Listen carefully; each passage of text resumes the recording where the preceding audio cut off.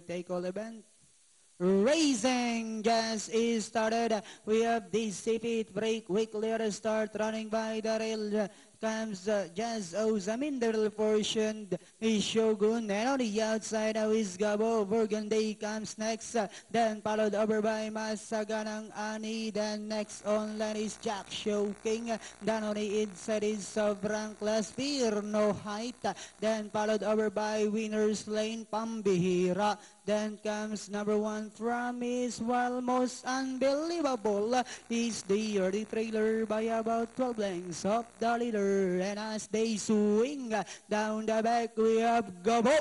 Now takes command by Orlang Kenny Hapa. Then here comes Dissipate, moving up to take second. Shogun dropping back in third. Then comes Just Ozam, moving up now on the outside is Masaganang Ani, Jack Showking. Burgundy Winners Lane, most unbelievable Promise.